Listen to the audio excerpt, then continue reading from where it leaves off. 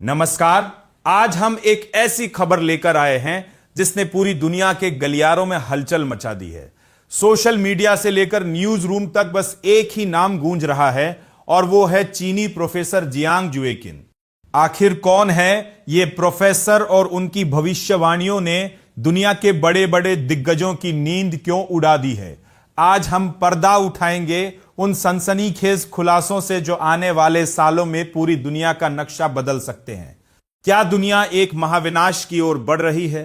क्या अमेरिका में गृहयुद्ध होने वाला है? आज के इस विशेष बुलेटिन में हम प्रोफेसर जियांग की उन 4 बड़ी भविष्यवाणियों का विश्लेषण करेंगे जो आपको सोचने पर मजबूर कर देंगी। सबसे पहले बात करते हैं प्रोफेसर जियांग की साख की। साल 2024 में उन्होंने 3 बड़ी भविष्यवाणियां की थी जो सच साबित हुई। उन्होंने कहा था कि डोनाल्ड ट्रंप नवंबर में जीतेंगे और वे अमेरिका के दूसरी बार राष्ट्रपति बनेंगे, जो सच हुआ। उन्होंने यह भी कहा था कि अमेरिका ईरान पर हमला करेगा और इस युद्ध में अमेरिका को हार का सामना करना पड़ेगा। हालांकि यह युद्ध अभी भी जारी है, लेकिन उनकी भविष्यवाणियों की सटीकता ने उन्हें रातों रात दुनिया भर में मशहूर कर दिया है। अब उन्होंने साल 2028 को लेकर जो कहा है वो और भी डरावना है।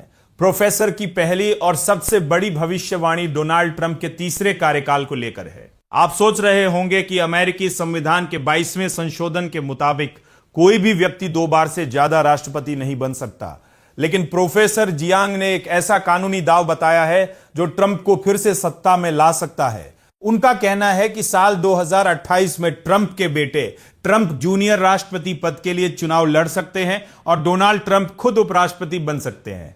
जीत के बाद अगर बेटा इस्तीफा दे दे तो सत्ता सीधे डोनाल्ड ट्रंप के हाथ में आ जाएगी। इतना ही नहीं, वे ओबामा और ट्रंप के बीच महामुकाबले की भी बात कर रहे हैं।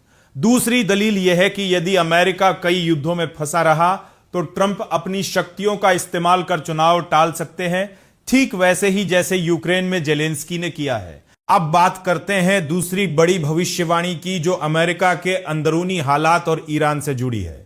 प्रोफेसर का दावा है कि साल 2028 तक अमेरिका के अंदर एक भीषण गृहयुद्ध छिड़ सकता है।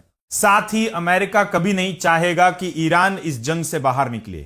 अमेरिका चाहता है कि ईरान हमेशा युद्ध में उलझा रहे ताकि खाड़ी देशों के तेल व्यापार पर दबाव बना रहे और अमेरिका वेनेजुएला के जरिए अपना तेल बेचकर मुनाफा कमाता रहे। यह एक ऐसा चक्रव्यूह है जिसमें पूरी दुनिया की अर्थव्यवस्था फंस सकती है।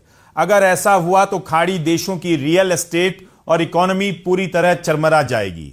तीसरी बड़ी और विवादित भविष्यवाणी है ग्रेटर इजराइल प्रोजेक्ट के बारे में। प्रोफेसर जियांग के अनुसार इजराइल अपने साम्राज्य विस्तार के लिए ईरान के अंदर जमीनी हमला शुरू कर सकता है।